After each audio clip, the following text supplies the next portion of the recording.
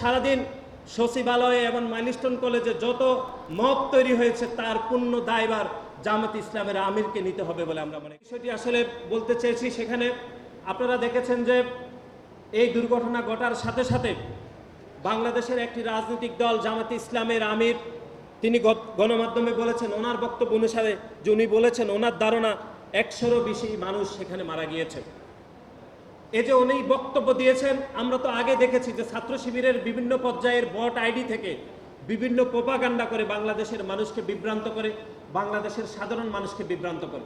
কিন্তু আপনি দেখেছেন এরকম একটি মূল সংগঠন অর্থাৎ মূল দলের কোনো শীর্ষ নেতৃত্ব এরকম প্রোপাগান্ডা করতে পারে, এরকম বিভ্রান্ত করতে পারে, এটি আমি আমার রাজনীতি জীবনে প্রথম দেখেছি।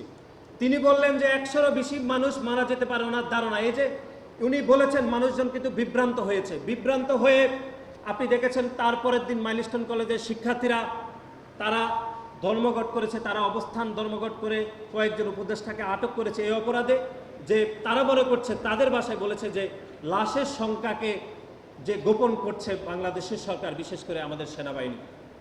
এই যে এই প্রোপাগান্ডাটা কে করলো? এই প্রোপাগান্ডার শুরুতে প্রোপাগান্ডা করেছে জামাতে ইসলামের আমির। তিনি বলেছেন যে 100-এরও বেশি মানুষ মারা গিয়েছে। এইরকম প্রোপাগান্ডা করে কোমলমতি শিক্ষার্থীদেরকে বিভ্রান্ত করছে, বাংলাদেশের মানুষকে বিভ্রান্ত করছে, আমাদের সেনাবাহিনীকে নিয়ে তারা মিথ্যাচার করেছেন। আমরা আজকের এই আয়োজন থেকে আমরা বলতে চাই, আমাদের সেনাবাহিনী সহ আমাদের নৌবাহিনী, আমাদের বিমান বাহিনীর উপর আমাদের পূর্ণ আস্থা এবং বিশ্বাস রয়েছে। তারা যে সংখ্যাটি বলেছে সেই সংখ্যার উপর আমাদের পূর্ণ আস্থা রয়েছে। এখানে লোকচুরির কোনো কিছুই নেই। যতজন শিক্ষার্থী, কোমলমতি শিক্ষার্থী শহীদ হয়েছেন তাদের সংখ্যা কোনোভাবে লুকানোর কোনো সম্ভাবনা নেই, এটি কোনোভাবে সম্ভবই নয়। কারণ প্রতিটি অভিভাবক, স্কুলের সামাজিক যোগাযোগ মাধ্যম এবং সাংবাদিকদের দ্বারাই কিন্তু তারা যোগাযোগ মেনটেন করে।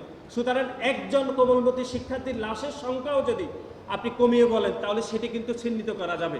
সুতরাং এই প্রোপাগান্ডার মূল নায়ক হচ্ছেন জামাত ইসলামের আমির। এই যে প্রোপাগান্ডা করে কালকে সারাদিন সচিবালয়ে এবং মাইলস্টোন কলেজে যত মব তৈরি হয়েছে তার পূর্ণ দায়ভার জামাত ইসলামের আমিরকে নিতে হবে বলে আমরা মনে করি।